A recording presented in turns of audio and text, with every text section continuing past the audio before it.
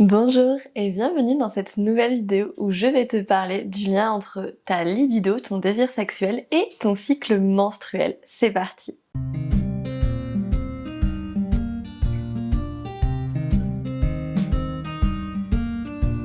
Donc on est dans une société où ce qui est le mieux vu et ce qui est recherché, c'est en fait la linéarité, la constance. En fait, on imagine qu'on a voilà une telle libido, un tel niveau, une telle quantité de désir sexuel, qu'on a certaines préférences, certaines envies, certains besoins, et que c'est comme ça, c'est les mêmes tout au long de l'année. Mais sauf que si tu es une personne avec un utérus et avec des cycles menstruels, en fait, tu n'es pas du tout linéaire, tu es cyclique. Chaque jour du mois, ton corps est différent, tes hormones sont différentes, ton utérus est différent, ton état de lubrification est différent, et du coup, tes hormones qui agissent sur à la fois ton désir sexuel, mais à la fois tes sensations et tes capacités relationnelles vont être modifiées. Donc c'est pour ça qu'en fait, le désir, c'est vraiment cyclique et ça évolue. Et ça, c'est souvent quelque chose qui est mal compris, voire mal vécu par la majorité des femmes que j'accompagne qui me disent mais je ne comprends pas, il y a des moments où j'ai très envie, où tout est fluide, où ça se passe bien, et il y a des moments où j'ai pas du tout envie, il faut pas me toucher, je suis de mauvaise humeur, et du coup c'est vraiment embêtant, j'aimerais augmenter ma libido. Mais voilà, ça en fait, ce n'est pas possible. Et même je vais aller plus loin, ce serait vraiment dommage. Parce que ça voudrait dire passer à côté d'une palette, d'une myriade de sensations diverses et variées. Ça voudrait dire se maintenir et se restreindre dans quelque chose d'uniforme et de plat, alors qu'on peut explorer avec curiosité et avec enchantement la diversité de ce que notre corps cyclique peut nous proposer.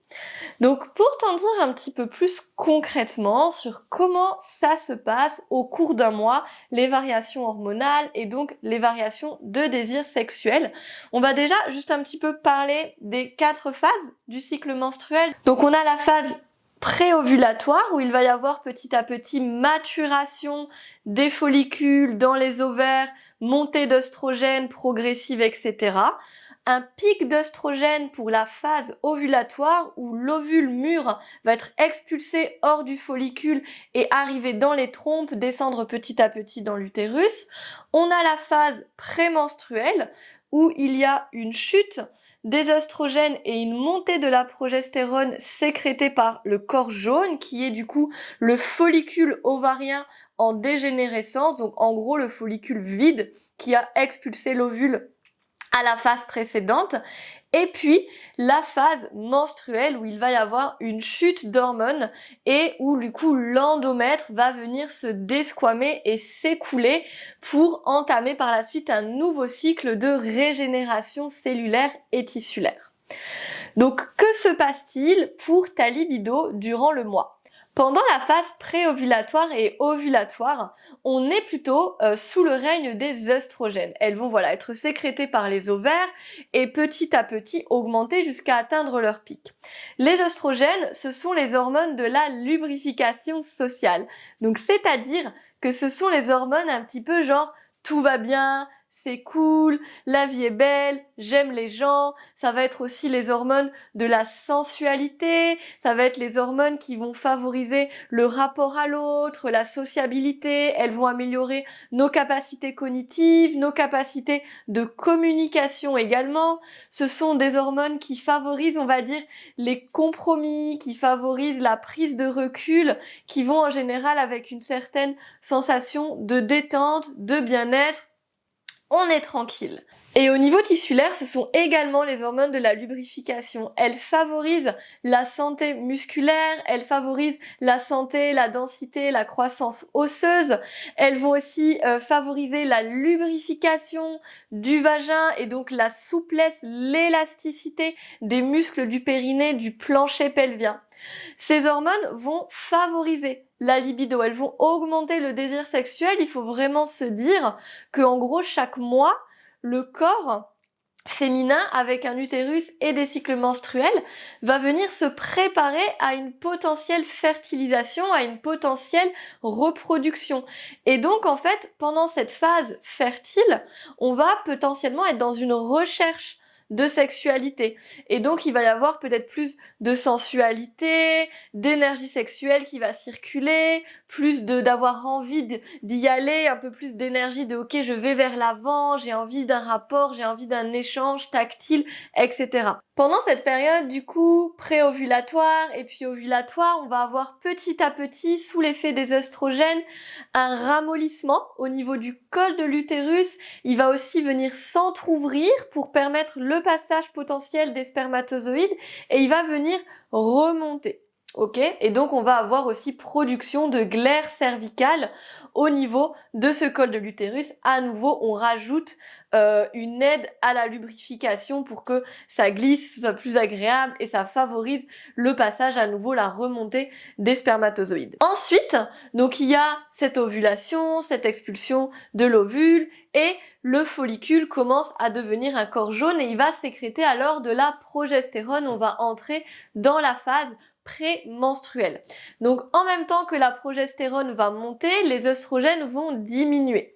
Et donc la progestérone, on est plutôt sur l'hormone de la nidation. Donc de la nidation physique, c'est-à-dire que à ce moment-là, le corps se dit OK, maybe il y a eu une fécondation et donc en fait, je vais tout faire pour favoriser l'implantation de l'embryon. Donc il va y avoir un épaississement de la muqueuse de l'endomètre, une vascularisation avec un apport de nutriments, etc. Un peu cette idée que le corps crée un cocon moelleux, confortable, sécure pour avoir une implantation qui tienne. Et du coup, on a aussi une nidation plutôt psychologique, plutôt émotionnelle avec un repli sur soi, un retour vers l'intériorité, une énergie plus yin, alors que dans la première partie du cycle, plutôt préovulatoire, ovulatoire, on était plutôt sur une énergie yang, une énergie d'action et d'extériorité, une montée d'énergie. Et là, on amorce plutôt la phase yin de redescente énergétique. Et donc, ça va plutôt être une phase où justement, on va peut-être avoir moins de sociabilité, moins envie de contact, ou alors de contacts différents. Et peut-être on va être aussi plus sensible. En fait, ce qu'il se passe, c'est que on va avoir dans cette phase, avec la montée de la progestérone et la baisse d'œstrogène, également une baisse de la sérotonine, qui est l'hormone du bien-être, de la satisfaction, de la détente, de l'apaisement, etc. Un peu l'hormone tout va bien, la sérotonine. Donc, tout cela combiné fait que notre couche d'isolant social va être plus mince, vraiment plus poreuse dans cette deuxième partie de cycle. C'est comme si avec les œstrogènes, on avait une forme de carapace qui venait nous protéger d'un peu de la dureté du monde extérieur, des remarques, des comportements, des énergies qui circulent, des émotions qui pourraient nous traverser. On est comme moins ballotté.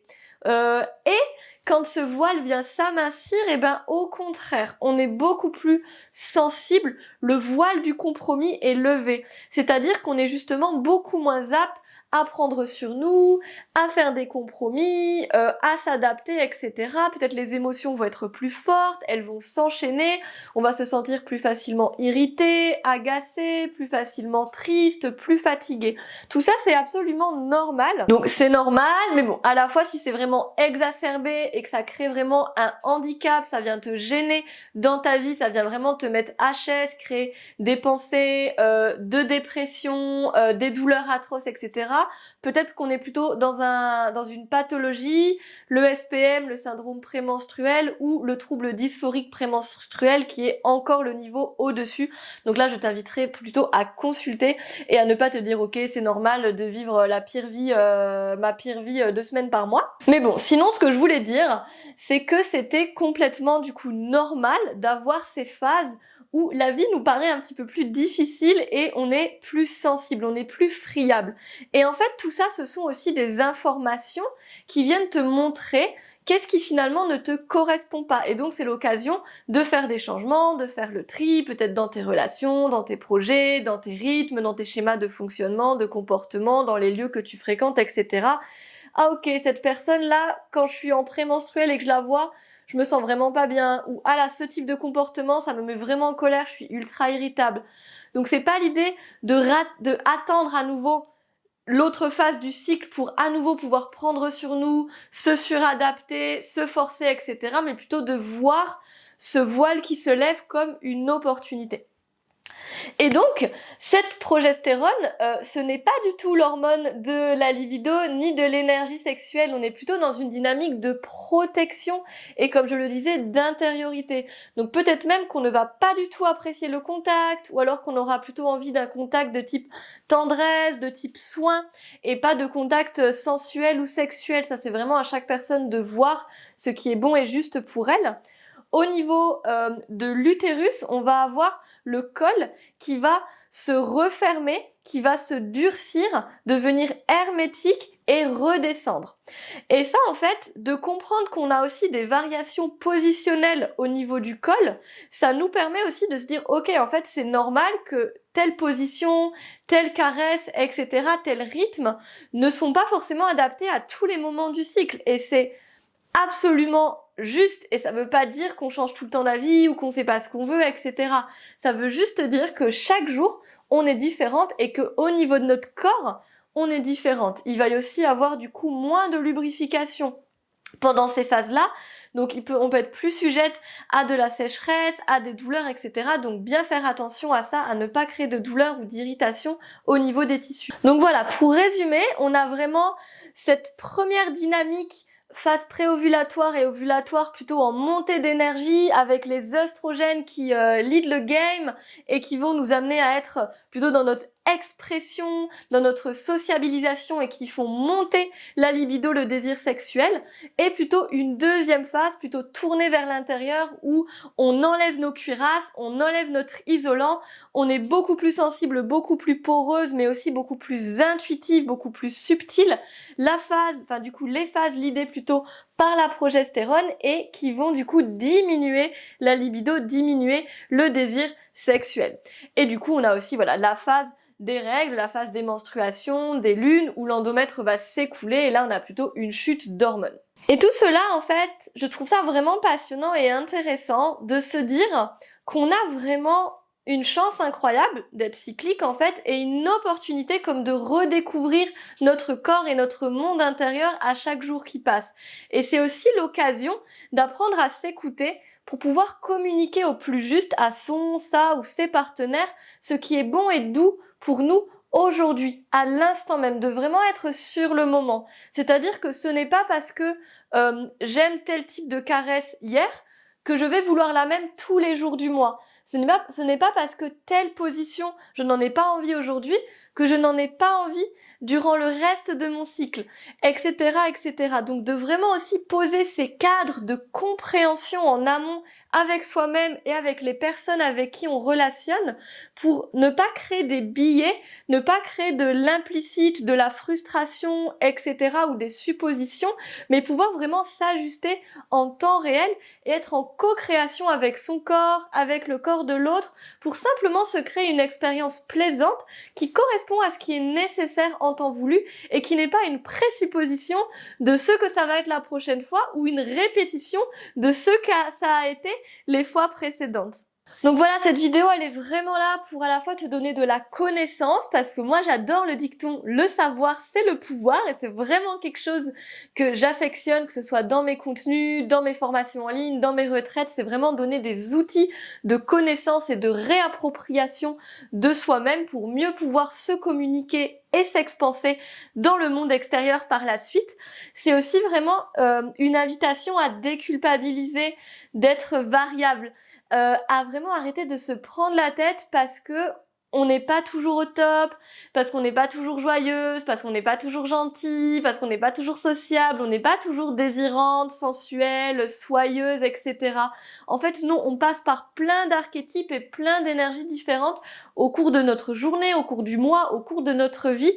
Et c'est ça vraiment la complétude aussi, et la puissance et l'affirmation de soi. C'est d'être au contact de qui on est à l'instant T pour, voilà, comme je l'ai déjà dit, ne pas se forcer. Plus je me force, moins j'ai du désir. Ça, en tout cas, c'est sûr. Donc j'espère que cette vidéo t'a inspiré, qu'elle t'a fait du bien, qu'elle t'a donné des clés. N'hésite pas à me partager comment ça résonne pour toi. Est-ce que ça te donne envie de mettre en place dans ta vie en commentaire? Je serais vraiment ravie de lire ça, de voir les résonances que ça peut créer.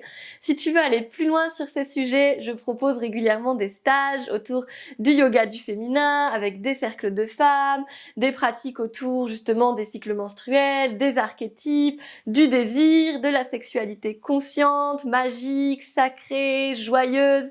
Tu peux retrouver l'agenda de mes retraites dans les liens juste en bas, également sur mon site, je te mets le lien juste ici. Tu peux aussi me retrouver dans des consultations en sexothérapie, que ce soit en individuel ou en duo. Et je propose également des programmes en ligne dans mon studio que tu peux pratiquer voilà, chez toi, à ton rythme, en illimité toute l'année. Je te souhaite une très très belle journée et je te dis à bientôt, c'était Fanette.